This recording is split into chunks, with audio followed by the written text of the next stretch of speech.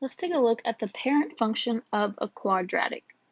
What you see graphed in black is the parent function, or its general form is y equals x squared.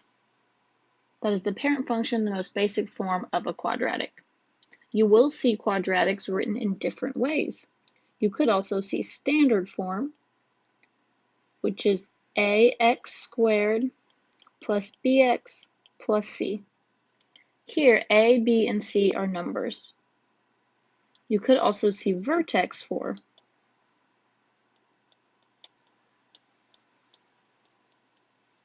Here, a, h, and k are numbers, and this form's easy to use to identify the vertex. We'll also start to see factored form.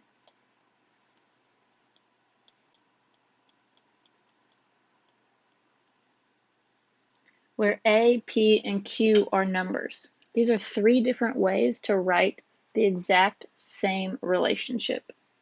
Let's take a look at two examples. If f of x is our parent function, let's take a moment to analyze some of its key features.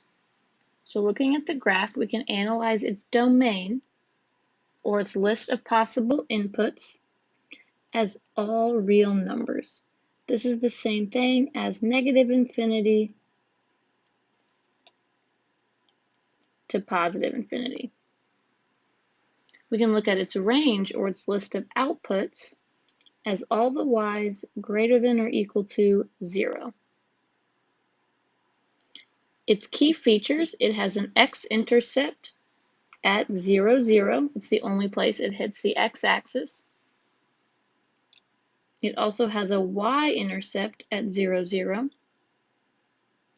And its vertex happens to be at 0, 0. For the parent function, things are pretty simple.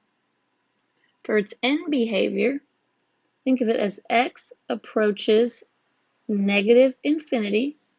As x's get more negative, y approaches positive infinity.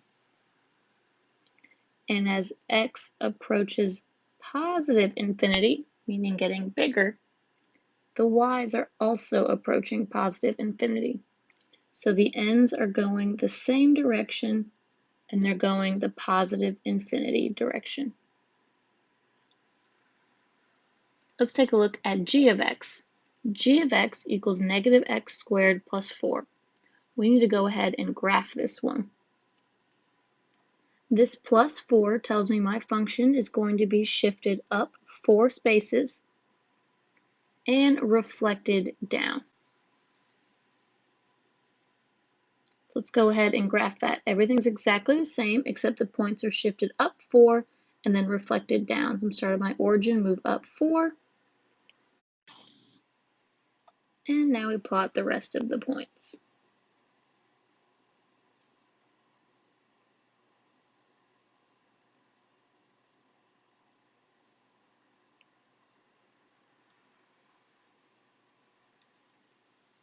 Now if we notice with g of x, it has a similar domain. Its list of possible inputs is still all real numbers, or negative infinity to positive infinity. But this time its range is all of the y's less than or equal to 4. It has x-intercepts at 2 places, negative 2, 0, and positive 2, 0. The 2 places it hits the x-axis. It has a y-intercept at 0, 4. That's its y-intercept. And it has a vertex at 0, 4.